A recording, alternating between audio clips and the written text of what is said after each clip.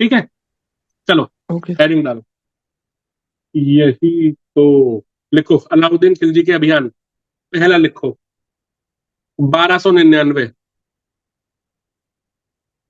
बल्कि ऐसे पहला लिखो गुजरात कैंपेन, गुजरात अभियान। ये दिख रहा है पेन का कलर अजीब तो नहीं लग रहा? बता देना, बदल दूंगा भाई। नहीं सर, क्लियर दिख रहा। बेबी पिंक ले लेते हैं, 1299 सर आज आपकी वॉइस बहुत कट रही है। है। ऐसा है क्या? नो दो तीन लोग सर, और कंफर्म सही करो। है सर, सही है। सही है शिवानी जी, सर अभी तो सही आपका है सर। बीच में नेट गया था। पहले क्यों नहीं आ रही थी सर आपकी? अभी सही है सर, हम्म, पहले नहीं आ रही थी सर, कुछ टाइम पहले। चलो जब ना आए तो आप लोग बता दीजिएगा हमको, ठीक है। सर अभी कुछ बताएं क्या, मेरा बार बार लीव हो जा रहा है क्लास। अच्छा देखो, नेट में सब बच्चों का ही प्रॉब्लम है, कोई बात नहीं। अभी हमने सिर्फ बताया है, हेडिंग डालिए अलाउद्दीन खिलजी के अभियान, पहला लिखिए गुजरात अभियान 1299। Okay sir. देखो होता क्या था, मैं फिर बता रहा हूँ, आप लोग को पहले भी बताया था। यार तुम लोग विनय सर से कंपेयर मत करना मेरे मैप को, मेरे को आता नहीं है मैप ऐप बनाना, ठीक है। अजीब सा बनता है मुझसे। देखो क्या है, ये आपका दिल्ली है, सुल्तान यहाँ बैठा है दिल्ली में, ठीक है। ये है गुजरात वाला रीजन, यहाँ पे है पोर्ट। ये पढ़ा था हमने, देवल पोर्ट पढ़ा था, यहीं पढ़ा था गजनवी के टाइम पे, गौरी के टाइम पे, कब पढ़ा था याद है? भूल गए सब। सर याद है, सर हाँ, देवल पे ही तो। अब यहां से जब यहाँ जाएंगे तो रास्ते में क्या पड़ेगा, मैंने पहले भी बताया आपको। एक तो राजस्थान का रीजन, इधर एमपी का मालवा वाला रीजन, तब गुजरात पहुंचेंगे। तो ये अपने आप में बहुत स्ट्रेटेजिक रूट होता था, और ट्रेड रूट तो है ही उस टाइम का। यहीं से क्योंकि अब आप कहेंगे सर इधर से क्यों नहीं आते, तब तो पाकिस्तान पाकिस्तान सब अपने पास था, बिल्कुल था। आगे जाके हम देखते हैं यहाँ पे आपका एबसिड कैलिफेट, फिर ऑटोमन एम्पायर, इनका वर्चस्व बढ़ता जा रहा था। तो ट्रेड रूट, पानी के थ्रू ट्रेड करना ज्यादा आसान था, ठीक है। तो ये जो रूट है ये अपने दिमाग में बैठा लो। कभी भी कोई रीजन पूछे तो एक तो सिंपल कहोगे कि भाई अलाउद्दीन ने यहाँ क्यों अटैक किया, आगे हम पढ़ेंगे चार पांच क्यों कर रहा है। मेन है ट्रेड और ऑफकोर्स एक्सपेंशन, राजा की साम्राज्यवादी नीति। वो ये थोड़ी सोचेगा मैं यहीं होके रह जाऊं, मेरा तो इतने में क्षेत्र हो। फिर हम आगे देखेंगे साउथ तक गया है, डेक्कन तक अलाउद्दीन ने कब्जा किया। इसलिए कई सारे रीजन होते हैं। बेसिक रीजन ट्रेड वाला कि ये ट्रेड रूट है, इस पे कब्जा करना है। फिर हम देखेंगे, जैसे भी हम आगे रणथंभौर का पढ़ेंगे, चित्तौड़ का पढ़ेंगे, तो वहां के जो किले हैं, जो फोर्ट्स हैं, वो अपने आप में स्ट्रेटेजिकली बहुत इंपॉर्टेंट है। मैंने जलालुद्दीन के टाइम आप लोग को लिखवाया था कि रणथंभौर पे उसने 2 बार आक्रमण किया था, मतलब दूसरी बार तो क्या ही किया था, क्या बोला था कि मैं ऐसे 10 किलों को भी मुसलमान के एक बाल के बराबर नहीं समझता। I do not consider such 10 forts even equal to 1 hair of my Muslim brothers. याद है कि नहीं यार, ये बताओ पहले तो। जी सर, याद है सर। जी सर, याद है था। याद है। बिल्कुल। तो ऐसे ही ये गुजरात पे अटैक करने गए, और वहां के राजा ने मना कर दिया कि नहीं जी, मैं तो अपनी ना गद्दी छोड़ू। तो इसने कहा कि ठीक है, आप मुझको टैक्स तो दीजिए एटलीस्ट। वो भी उसने मना कर दिया, तो इसने गुजरात पे आक्रमण किया। इसमें 3 4 पॉइंट है, सिर्फ वो लिख लो। यहाँ पे इसके ना 3 4 कमांडर्स हैं, हम अलग से लिखेंगे, कमांडर्स के नाम भी मैं लिखवाऊंगा। क्वेश्चन आ सकता है कि ये भाई मान लो, क्वेश्चन कैसे बन सकता है, यहाँ दे दिया किंग का नाम और यहाँ दे दिया कमांडर। अब यहाँ लिख दिया अलाउद्दीन खिलजी,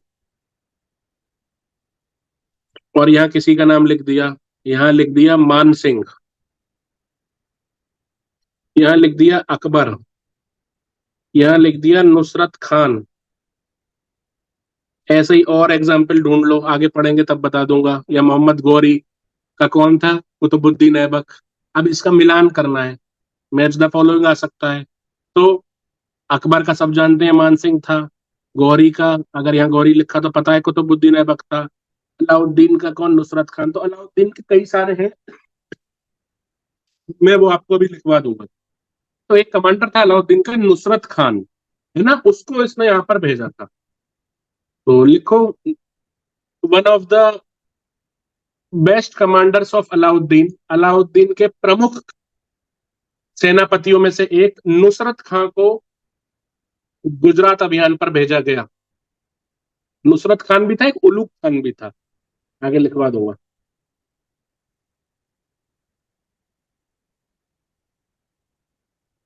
नुसरत खान को गुजरात अभियान पर भेजा गया। Nusrat Khan was sent to Gujarat campaign.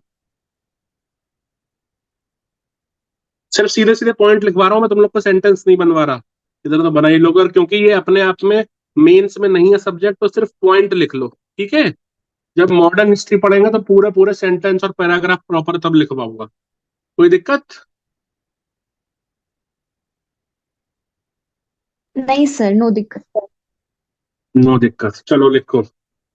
Karna Baghel was ruler of Gujarat.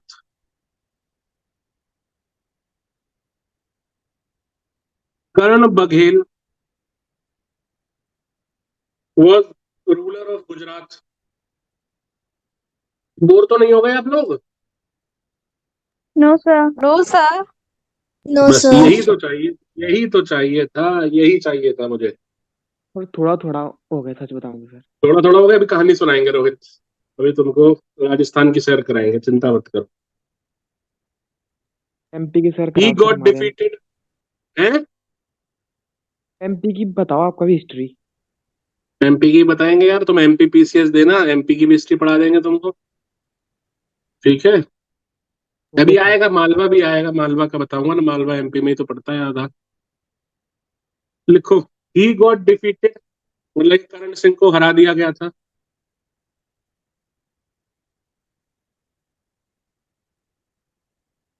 Sir फिर से एक बार रिपीट कीजिए ना।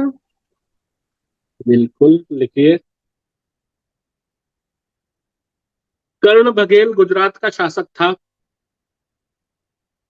कर्ण बघेल इस अभियान के दो, मतलब कर्ण बघेल पराजित हुआ, ही गॉट डिफीटेड, सिंपल लिखना।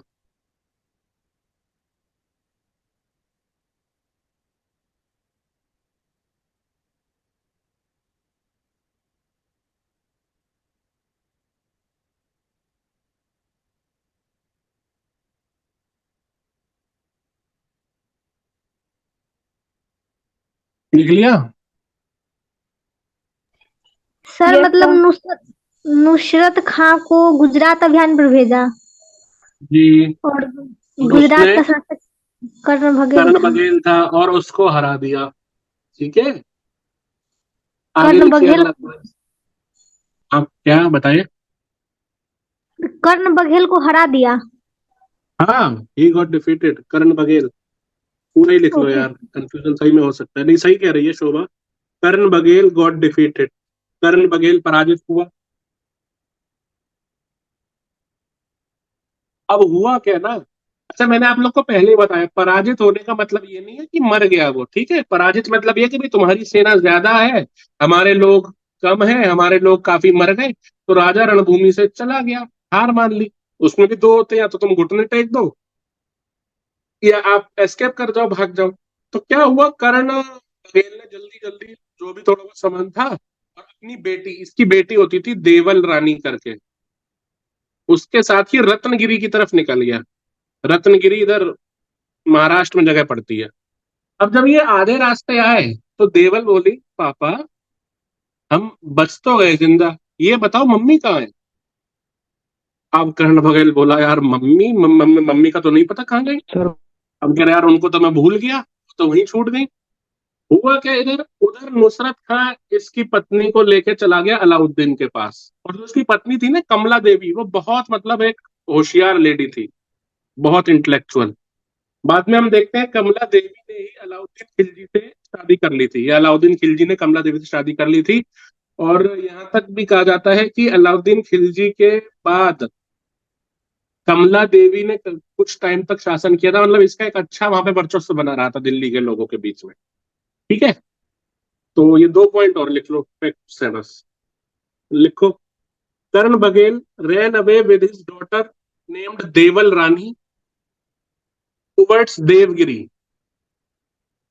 कर्ण बघेल अपनी पुत्री देवल रानी के साथ देवगिरी की ओर चला गया। कर्ण बघेल अपनी पुत्री सर रत्नगिरी। रत्नगिरी था, यस सर। देवगिरी होगा, देवगिरी होगा, रत्नगिरी गलत कह गया। वो चुप चुपके का डायलॉग याद आ गया, रत्नागिरी बोलता है ना परेश रावल, देवगिरी कर दो यस यार, sir. Sorry. He ran away with his daughter named Deval Rani towards Devagiri. Karan Baghel अपनी पुत्री देवल रानी के साथ देवगिरी की ओर चला गया। देवगिरी इधर महाराष्ट्र में पड़ता है, बाद में हम देखेंगे जब मोहम्मद बिन तुगलक आएगा इसका नाम बदल के दौलताबाद कर देगा बाद में। कर्ण बघेल अपनी पुत्री देवल रानी के साथ देवगिरी की ओर चला गया। ठीक है, अगला। कर्ण बघेल की पत्नी कमला देवी ने अलाउद्दीन खिलजी से विवाह कर लिया। Karan Baghel's wife Kamala Devi married to Alauddin Khilji.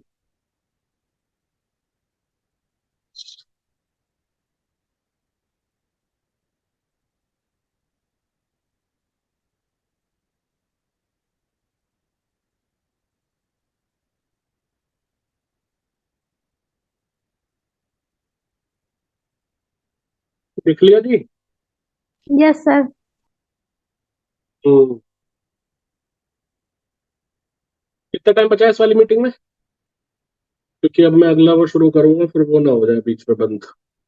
आ रहा है किसी के पास, लिख के आता है क्या कितना टाइम है? सर 7 मिनट्स बचे हैं। चलो ठीक है, अगला डालो। Ranthambore campaign of Alauddin Khilji second. Ranthambore.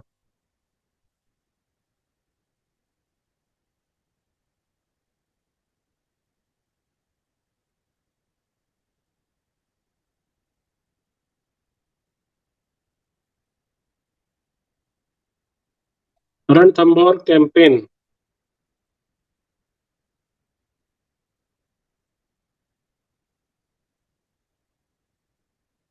तेरह सौ एक।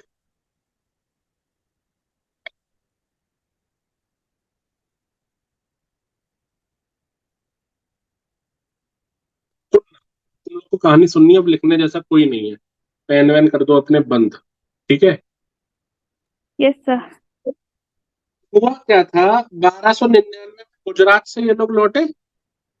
ठीक है, और 1299 में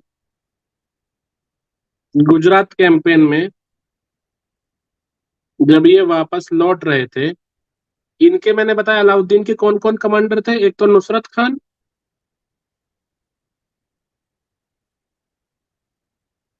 एक और था, यहाँ मैंने नाम नहीं लिखवाया, आगे जब होगा तो लिखवाऊंगा, उलूग खान। ये इसके कमांडर थे। तो जो हम देखेंगे रणथंभौर अभियान का इमीडिएट कॉज जो रहा, भाई क्यों वो भाई 1299 में वो गुजरात से जीत के जा रहा है वापस, रणथंभौर क्यों आया, रीजन क्या है, आप देखिएगा ऊपर पिछले पन्ने पलट के अपनी कॉपी में मैंने बताया था। तो रणथंभौर का किला स्ट्रेटेजिकली बहुत इंपॉर्टेंट था। 2 बार जलालुद्दीन खिलजी भी आके गया लेकिन उसके हाथ नहीं लगा। इधर क्या हुआ, जो इमीडिएट कॉज क्या रहा, तब का तो खार खाए बैठा हुआ ही था अलाउद्दीन। यहाँ पे हुआ क्या, इन कमांडर्स के साथ 2 मंगोलों के भी सरदार थे, जिनको हमने पढ़ा था ना, नवीन मुसलमान, जो ओरिजिनली मंगोल थे। हाँ बोलिए। हाँ शिवानी बोलो, बोलो भाई। छोड़ो। सर जो वॉइस मंगोल नहीं आ रही सरदार, आपकी। मेरी आवाज नहीं आ रही? आ रही है बहुत सर। मतलब रुक रुक के आ रही आ रही है, आ सर, रही रुक है। रुक के आ रही है बहुत। सर रुक रुक। पर नहीं आ नो रही है, सर, आपने क्या फ्रीक्वेंसी आ बताया, रही ऐसा कुछ नहीं समझ में आया। आधे बच्चों को आवाज नहीं आ रही है, आधों को आ रही है।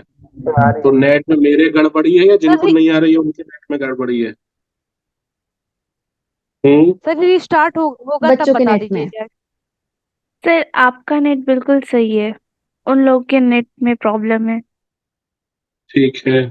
शिवानी कहाँ तक सुना आपने, और रोहित बताइए। सर कैंपन, सर रणथंभौर कैंपन पर ही थे सर। सर ये वाला रणथंभौर नहीं। कैंपेन फिर से सुन लो। 1299 में गुजरात कैंपेन हुआ था, उसमें दो इनके सेनापति गए थे, एक तो मैंने नाम लिखवाई है, नुसरत खान और एक उलुग खान। और साथ में मंगोलों की भी छोटी मोटी एक टुकड़ी गई थी, और मंगोलों के दो सरदार थे। मंगोल कौन? ये वही मंगोल है जो नवीन मुसलमान है, जो कन्वर्ट हो चुके हैं 1296 में जलालुद्दीन के टाइम, याद है? Yes sir. हाँ जी सर, तो याद। इसमें जी दो सर। सरदार थे मंगोलों के, एक का नाम था मोहम्मद शाह और एक का नाम था के हबरू। इन लोगों ने बोला कि यार ठीक है, जो सैलरी सुल्तान दे रहा है ठीक है, लेकिन हम गुजरात लूट के आए हैं, इस लूट में से हिस्सा तो हमको ज्यादा मिलना चाहिए यार, हम लोग इतनी मेहनत करके यहाँ लूटा, गुजरात को लूटना कोई आसान था? तो नुसरत और उन लोग बोले भाई ऐसा नहीं है, सुल्तान ने नए नियम बना दिए हैं, वॉर बूटी का, युद्ध लूट का सिर्फ 20% मिलेगा। ये लोग उसमें राजी नहीं थे, तो उन्होंने कहा अगर ऐसा है तो हमें तुम्हारे साथ रहना भी नहीं है। प्लस इनको ये लगता था कि यार हम ना अभी अभी नए नए मुसलमान बने हैं, जुम्मा जुम्मा 3 साल हमको हुआ है, तो ये जो नुसरत और वो लोग हैं ये हमसे भेदभाव भी करते हैं। एक इनके मन में भेदभाव की भावना थी, रेशियल डिस्क्रिमिनेशन की भावना थी। उधर इन्हें पता चला कि यार इसके पास तो रहने से कोई मतलब है नहीं। इन्हें पता चला कि ये रणथंभौर में पहले जलालुद्दीन खिलजी आया था और वो कुछ कर नहीं पाया था, यानी जो रणथंभौर का जो राजा है हम उसके पास चलते हैं और उससे हम शरण की गुहार करते हैं, वो हमें अपने पास रख ले, हम उसके पास काम करेंगे। ऐसे सुल्तान के पास क्या काम करना कि जो हम लोग इतनी मेहनत से किसी जगह को लूट के आए और उसमें से 20%, 10% ऐसे रो रहा है, मंगता टाइप का ये सुल्तान, कह रहे हम चलते हैं रणथंभौर की तरफ। तो ये रणथंभौर जाते हैं। रणथंभौर में कौन है राजा इस टाइम? कर्ण बघेल। चौहान डायनेस्टी के हमीर देव चौहान। चौहान, हाँ यस मीर सर। देव चौहान। बताया था मैंने, यस सर, हट्टी हमीर अमीर। देव चौहान है। सही ने आपने बताया था, हमीर हट्टी भी बोलते हैं। हटी हमीर बोलते, हमीर हटी नहीं, हटी हमीर। और इनको पता चला पहले जलालुद्दीन हरा चुका है, तो ये दोनों कौन कौन, मोहम्मद शाह और के हबरू किसके पास आ गए? ये दोनों आ गए हमीर के पास। कहाँ? रणथंभौर में, कि भैया हमारी मदद करिए आप। तो उन्होंने कहा बिल्कुल करेंगे। कह रहे सोच लो, उसका नाम अलाउद्दीन खिलजी है। तो कह रहे अरे तू रहने दे, उसके चाचा को दो दो बार यहाँ से तंबू उखाड़ के भेजा है मैंने, कुछ नहीं कर पाया उसका चाचा, और फिर अलाउद्दीन हो या कोई हो मेरे को फर्क नहीं पड़ता। ये बात अलाउद्दीन को पता चली, और अलाउद्दीन के पता चलने से पहले इन लोगों ने, नुसरत और वो लोग ने हमला कर दिया रणथंभौर के ऊपर। बिना अभी अलाउद्दीन को नहीं पता, ये 1299 ही चल रहा है, गुजरात के बाद ये लौट रहे हैं और रणथंभौर में इन्होंने हमला कर दिया। भाई जब जलालुद्दीन की औकात नहीं हुई तो ये नुसरत और लोग क्या, और इन्हें चप्पलें लेके भागना पड़ा। तो क्या हुआ, मोहम्मद शाह और केहबरू आए हमीर देव के पास कि आप हमारी मदद करिए और क्या आप पक्का साथ देंगे हमारा? तो उन्होंने कहा अरे बिल्कुल दूंगा, क्या दिक्कत है। तो हुआ क्या, ये बात पता चल गई इनको, नुसरत और उलूग खान को, कि ये कहाँ आ गया? रणथंभौर के पास, हमीर देव चौहान के पास। तो इन दोनों ने अटैक कर दिया, जो कि हमीर देव चौहान ने बहुत इजीली इनको हरा के वापस भेज दिया। और इस समय जो ये नुसरत खान था ना, जो गुजरात वाले में जीत के आया था, इसकी डेथ हो गई थी। ये बात जब अलाउद्दीन को पता चली तो वो थोड़ा आहत भी हुआ इस चीज से, क्योंकि he was one of his favourite commanders. उसने आमिर देव के पास मैसेज भिजवाया और मिला।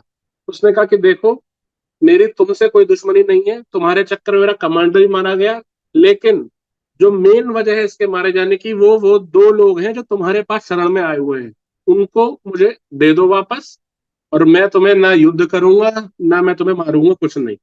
तो हमीर देव ने कहा कि भैया देखो, मैंने जो एक बार कमिटमेंट कर दी उसके बाद मैं अपनी भी नहीं सुनता। अलाउद्दीन ने बोला दे दे वापस, वरना लेने के देने पड़ जाएंगे। क्या तू डायलॉग बाजी कर रहा है? आखिरी बार कह रहा हूं, उन्हें देता है कि नहीं देता है? तो अमीर बोलता है कि देखिए भैया, हमारे सनातन धर्म में कहा गया है शरणागत की रक्षा जरूर आप करेंगे। आपकी शरण में कोई आया है, कोई आपसे मदद मांगने आया है, उसकी मदद को पूरी तरीके से की जाएगी, चाहे खुद की जान दे दी जाए। भाई हमारा तो इतिहास हमको बताता है कि राजा शिवी हुए, राजा शिवी, जिन्होंने एक कबूतर की जान बचाने के लिए अपना शरीर का दान कर दिया था। कह रहे हम उस भूमि के जन्मे हुए हैं आपको लड़ना है, आपको युद्ध करना है, आप आइए युद्ध करिए, लेकिन इन दोनों को तो मैं नहीं छोड़ूंगा। दूसरा, एक इसका रीजन और था। अलाउद्दीन की एक बेगम थी जिसका नाम था चिमना बेगम। ये जो चिमना बेगम थी, इस चिमना बेगम ने मोहम्मद शाह को फेसबुक पे फ्रेंड रिक्वेस्ट भेज रखी थी। अलाउद्दीन इस बात से भी खार खाया हुआ था कि यार मोहम्मद शाह ने मेरी ही एक बेगम को अपने जाल में फंसा रखा है, तो इसको तो मैं छोड़ूंगा नहीं। और उसके बाद इसने मेरे खिलाफ बगावत करके ये किसी और की शरण में चला गया। इसके बाद अलाउद्दीन आक्रमण करता है किस पे? रणथंबोर पे। जैसा कि मैंने बताया, रणथंबोर अपने आप में जो उसका किला है, अबू फजल क्या कहते गया है कि बाकी सारे किले नंगे हैं लेकिन रणथंबोर का किला बख्तर बंद है, उस पे पार पाना आसान नहीं है। लेकिन अब कैसे किया जाए? इधर जो अलाउद्दीन था, जैसा कि हम जानते हैं कि शेर जितना ताकतवर और लोमड़ी जितना चालाक, तो इसने क्या किया, दो लोगों को प्रलोभन दिया। कौन? घर का भेदी लंका ढाए, विभीषण हर जगह है। हमीर की ही कोर्ट में, फौज में दो लोग थे। एक था रतिपाल, ये कहानी है, सिर्फ कहानी की तरह सुनना, इससे और कोई नहीं है, ताकि आपको चीजें इंटरेस्टेड लगे। एक था रणमल।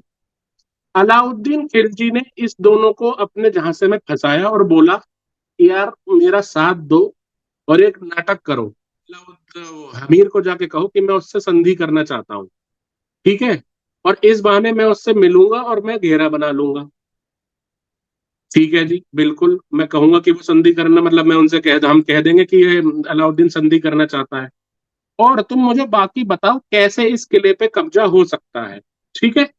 तो इन्होंने कहा ठीक है। कह रहे साहब हमें क्या मिलेगा? कह रहे तुम्हें क्या मिलेगा?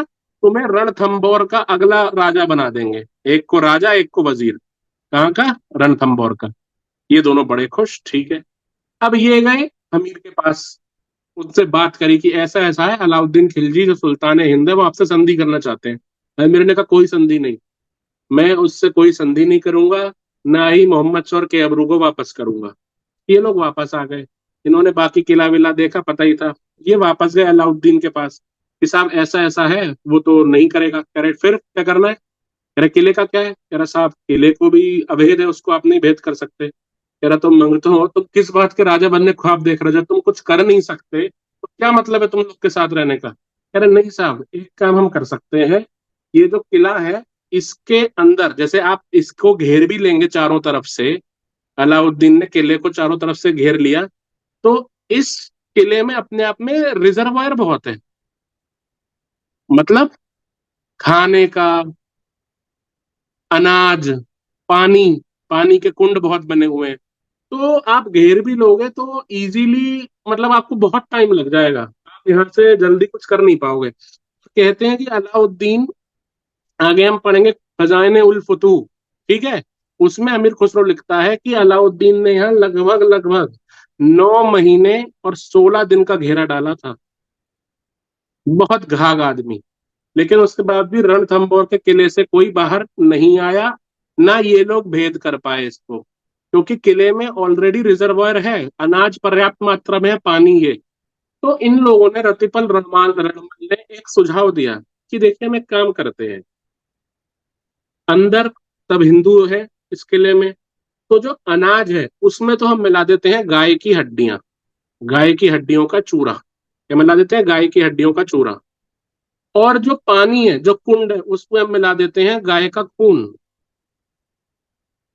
तो चाहे कुछ भी हो जाए, ये लोग उन दोनों चीजों को तो खाने से रहे, और इन्हें मरी से मरी हालत में भी बाहर आना पड़ेगा, ठीक है। अब हुआ क्या, ये चीज इन लोगों ने जाके कर दिया खेल अपना। किले में जहां अनाज रखा था वहां गाय की हड्डियों का चूरा मिला दिया और गाय का खून पानी में मिला दिया। धीरे धीरे ये बात, धीरे धीरे क्या, 1-2 दिन में ये बात पता चल गई कि किसी ने तो किया है, कोई तो खबरी है और कोई तो एक वहशी है जिसने ये ऐसा काम किया है, कोई अलाउद्दीन से मिल गया है। अब ऐसे में क्या होता है, बात समझना। नॉर्मली वैसे आपके एग्जाम पॉइंट ऑफ व्यू से इससे क्वेश्चन नहीं आएगा, अनटिल अनलेस आप में से कोई आरएएस के लिए तैयारी करे भविष्य में, राजस्थान एडमिनिस्ट्रेशन सर्विस के लिए। लेकिन पता होना चाहिए, बच्चों को बड़ा रहता है सर ये जौहर क्या होता है, क्या होता है। तो आप समझना बात, मान लो ये एक किला है, ठीक है, दुश्मन की फौज ने इसको चारों तरफ से घेर लिया, ठीक है, दुश्मन की फौज ने चारों तरफ से घेर लिया। अब एक टाइम तक तो इसमें रिजर्वायर है, खूब खाना अनाज सब है, लेकिन बाद में पता चलता है कि यार एक तो हम लड़ इसलिए नहीं सकते क्योंकि हमारी फौज है 40,000 की और दुश्मन की फौज है 4 लाख की, तो पार तो पड़ेगी नहीं। हम कह रहे हैं अगर हम 1 लाख भी उनके मार दिए तब भी वो अपने आप में बहुत 10 गुनी बड़ी सेना है यार, लड़ नहीं सकते। तो दो चीज होती थी जिसको हम बोलते हैं साका। साका होता था, क्या होता था? साका। बहुत ध्यान से समझना, ये आपके भारत का, इंडिया का गौरवान्वित करने वाला इतिहास पढ़ा रहा हूं मैं। दो आपके एग्जाम पॉइंट ऑफ व्यू से नहीं है इंपॉर्टेंट, लेकिन पता होना चाहिए आपको, इसलिए मैंने कहा कॉपी बंद कर दो, लिखवाना नहीं है, कहानी सुना के खत्म कर दूंगा। साका होता था, ये किस कंडीशन में होता था? जब किले के लोग को या इस राजा को पता है कि मैं सामने वाली सेना ने चारों तरफ से घेर लिया और हम हरा नहीं सकते, तो ये काफी टाइम तो अपने किले में ही रहते थे। लेकिन किले की भी एक सीमा है, कुछ टाइम बाद तो अंदर का अनाज पानी खत्म होगा, 9 महीने नहीं, 1 साल सही, 2 साल बाद कभी तो खत्म होगा। तो ये लोग करते थे साका। साका में क्या होता है? दो चीज, एक होता है आपका केसरिया जो कि करते हैं पुरुष, और एक होता है जौहर जो कि करती थी महिलाएं, ठीक है। इसमें क्या होता था? पुरुष अपने सिर पे केसरिया रंग का, एक सेकंड रुकना तुम लोग, केसरिया रंग का साफा बांधता था, ठीक है। और इस केसरिया का नेतृत्व कौन करेगा? लीडरशिप किस में होगी? जो मेन राजा होगा। तो यहाँ पे राजा कौन है? हमीर देव चौहान। अब इन लोग का क्या है कि हारना तो तय है भाई, बाहर निकलेंगे तो दुश्मन से हारेंगे, अंदर रहेंगे तो भूख प्यास से मर जाएंगे, तो इससे बढ़िया लड़ ही लो, वीर गति को प्राप्त हो, शहीद कहलाओ। और इनका मकसद सिर्फ होता था कि दुश्मन की फौज को मैक्सिमम डैमेज जितना पहुंचा सके, क्योंकि इन्हें मरना तो है ही, और जिसको फिर मौत का डर नहीं रहता उसमें जोश 3 गुना क्या 5 गुना 10 गुना हो जाता है। प्लस इधर क्या है, स्त्रियां क्या करती थी, महिलाएं क्या करती थी? जौहर, जिसको कहते हैं फायर बाथ, अग्नि कुंड में अपनी देह को प्रज्वलित करके, प्रज्वलित तो गलत वर्ड है, उसमें डायरेक्ट कूद जाना अग्नि में। रीजन क्या है, क्यों करती थी भाई? होता क्या था, जो ये इस्लामिक इन्वेडर्स थे इनकी एक बहुत खराब बात थी भाई, इनके कोई रूल और लॉ तो फॉलो होता नहीं है, ठीक है। इवन हम कहें कुरान में भी 4 अच्छी बातें होंगी, 10 अच्छी बात होंगी, लेकिन हमने क्या पढ़ा ऊपर? अलाउद्दीन ने क्या कह दिया? मैं तो अपने हिसाब से राज करूंगा, मैं किसी चीज को नहीं मानता। तो होता क्या था, जब ये इस्लामिक इन्वेजन हुए, इन्होंने कहीं हमला किया, तो जो पुरुष वर्ग है उन्हें तो मार दिया, या वो लड़ाई में मरते मरते शहीद हो गए। जो पीछे स्त्रियां रह गई उनको उठा के ले जाना, रेप करना, बेच देना, मतलब बहुत गलत गलत हरकत जो कि मैं लाइव क्लास में बता भी नहीं सकता, ठीक है। तो ऐसी एक स्त्री जिसके लिए अपना, मतलब स्त्री चरित्र सर्वोपरि है, वो तो भैया नहीं। अच्छा, फिर क्या होता है, कुछ इंटेलेक्चुअल लोग एसी कमरे में बैठ के बोलते हैं, सो कॉल्ड, आपने नाम सुना होगा स्वरा भास्कर, मैं तो नाम भी नहीं रखना चाहूंगा ऐसी एक्ट्रेस का। वो क्या बोलती है, आगे आप पढ़ेंगे कि पद्मिनी ने जौहर क्यों किया, भाई क्यों मर गई, क्यों इतने 1600 लोगों को लेख के मर गए, क्यों मर गए? मैं होती उसकी जगह तो मैं तो अलाउद्दीन के हरम में जाना पसंद करती। ऐसा नहीं है, एक स्त्री के लिए उसका सबसे बड़ा गहना उसका इज्जत होती है, उसकी आबरू होती है। फिर राजस्थान में किसी कवि ने कहा है, केहरी केस भुजंग मृण सरणा ही सुढ़ा, सती पयोधर कृपण धन पड़सी हाथ मुआ। केहरी केस, केहरी मतलब शेर, कि शेर का बाल, भुजंग मण, भुजंग मीन्स सांप, सांप के सिर की मणि, सरणा ही सुढ़ा, सरणा ही कौन? अभी मैंने बताया, शरण में गया व्यक्ति। भाई के हबरू और जो मोहम्मद शाह थे शरण में तो गए थे, लेकिन हमीर देव चौहान ने क्या कहा? ना जी ना, जो मेरी शरण में आया है, फिर चाहे कोई हो, किस धर्म का हो, मुझे उससे मतलब नहीं, मैं उसकी रक्षा करूंगा। सती पयोधर, सती के लिए अपना पति, उसका धर्म, कृपण धन, कंजूस का धन, पड़सी हाथ मुआ, ये जब तक वो जीवित है आपके हाथ नहीं आने वाला। तो कहने का मतलब ये है कि ये जौहर इसलिए किया जाता था ताकि उनके भाई एक स्त्री है, उसके पति के अलावा कैसे कोई उसके शरीर पे कब्जा करके कुछ भी उसके साथ करता फिरे, नहीं, तो उसको मरना गंवारा होता था कि मैं मर जाऊंगी आग में कूद के, लेकिन ऐसा नहीं करूंगी। तो इधर इन लोग को भी पता है, जो पुरुष हैं जो केसरिया कर रहे हैं, कि अब तो लड़ना है, आर पार की लड़ाई है, और वापस भी क्या लौटेंगे, तब तक तो हमारी जो स्त्रियां हैं वो भी जल के खाक हो गई होंगी, और इस वजह से हुई है। तो वो पूरी ताकत लगा के लड़ते थे और मैक्सिमम डैमेज। ऐसे ऐसे कि भी 40,000 की फौज ने 2 लाख, आधी फौज इधर की खाली। इस पर्टिकुलर एग्जाम्पल की बात नहीं कर रहा हूं, लेकिन ऐसे भी साक्ष्य हैं। क्योंकि अब आपको मरने का गम नहीं है, आप मैक्सिमम चोट पहुंचा रहे हैं, एक आदमी 10-10, 20-20 को मार रहा है। ठीक है, इस केस में क्या हुआ, जो हमीरदेव चौहान थे वो अपने कमरे में बैठे हुए थे, बाहर पता चल गया कि अनाज में पानी में गाय की हड्डी और खून मिला दिया गया है, तो लड़ना पड़ेगा। तो हमीरदेव की पत्नी थी रंग देवी, वो आई, कह रहे यार आप क्या यहाँ बैठे हुए हो। कह रहे कि मैं अभी लड़ने नहीं जा सकता। कह रहे क्या लड़ने नहीं जा सकते। कह रहे ये लो चूड़ियां और जाओ बैठो अंदर, मैं जा रही हूँ लड़ने। कह रहे नहीं ऐसी बात नहीं है, बात कुछ और है। कह रहे क्या बात है। इनकी एक बेटी होती थी 16 साल की, जिसका नाम था देवल दे। क्या नाम था, देवल दे। होता क्या था, जौहर या तो कोई बड़ी उम्र की महिला, भाई जिसका पति नहीं है वो, या एक शादीशुदा महिला करती थी। तो छोटी बच्चियां होती थी, जो कुंवारी लड़कियां होती थी, उनको पहले ही किसी माध्यम से ननिहाल बुआ के यहाँ वहां छुड़वा दिया करते थे कि नहीं यार ये थोड़ी जौहर करेगी।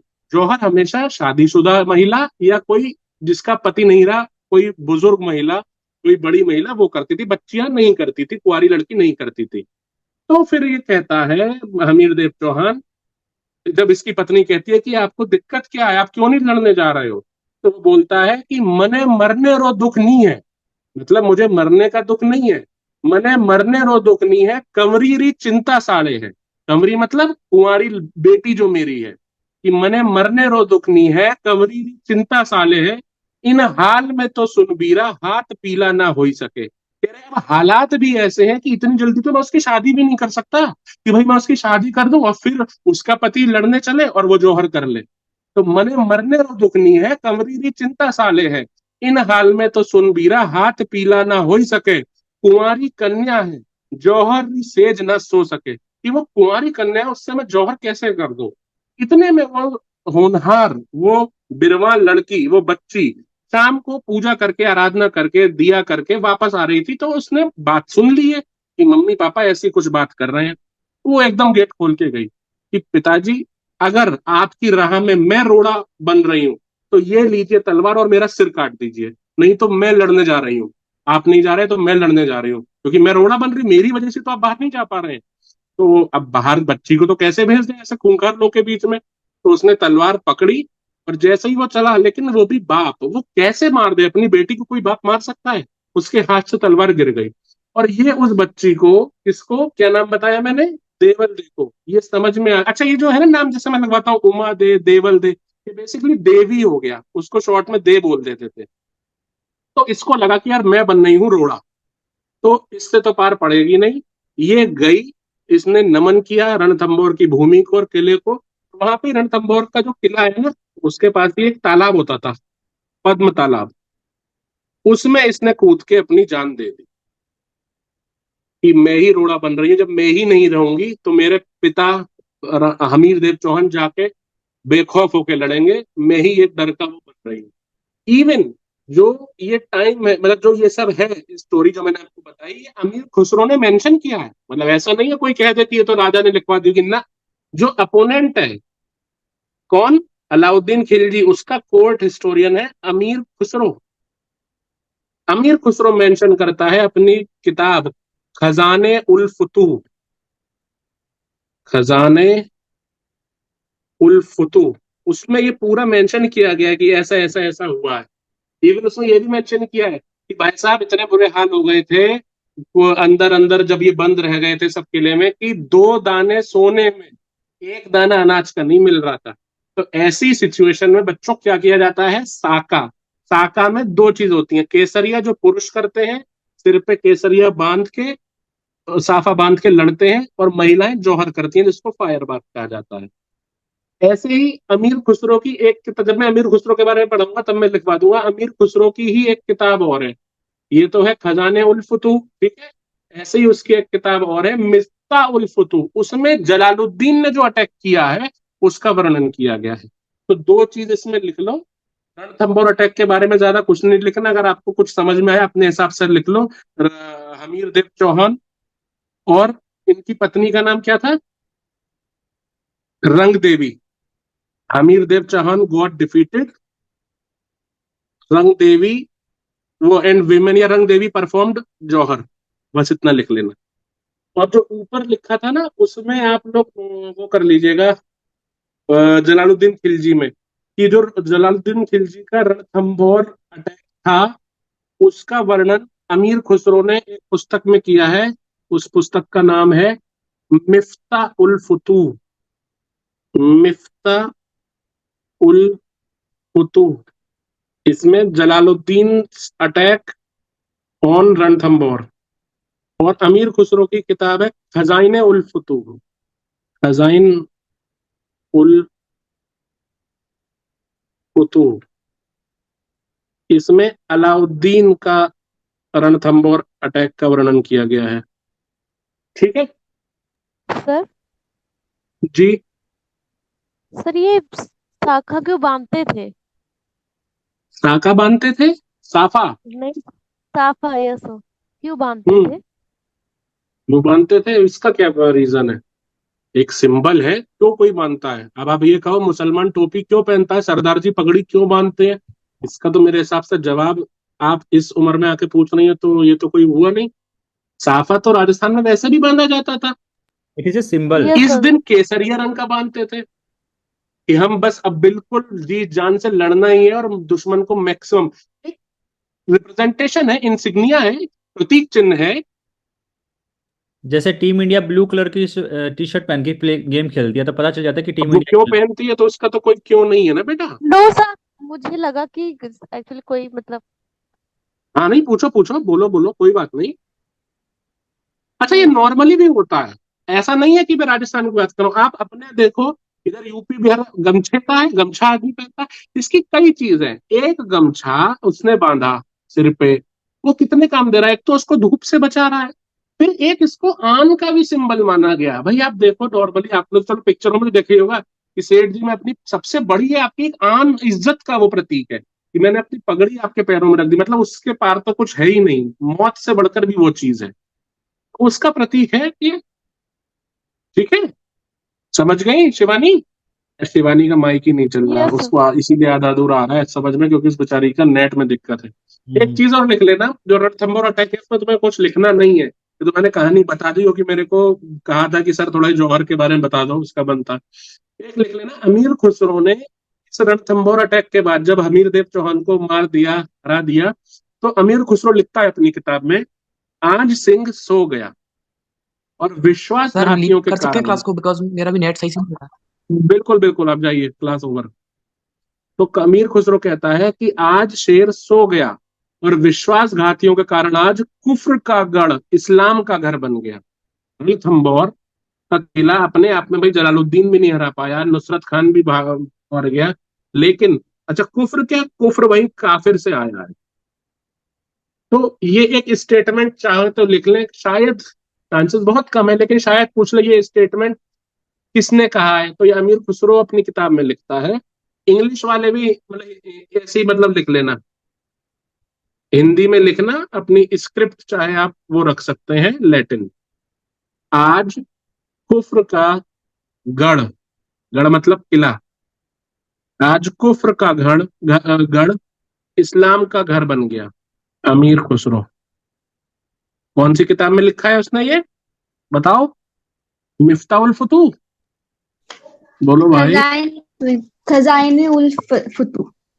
हाँ करेक्ट, ठीक है, ये था। अब आप लोग इसको अच्छे से, आज मैंने सोचा था खिलजी वंश खत्म कर देंगे लेकिन नहीं हो पाया, कोई दिक्कत नहीं है। अब आपकी अगली क्लास होगी संडे को, एक हफ्ता है, अपना आराम से पढ़िए, रिवाइज करिए, ठीक है। सर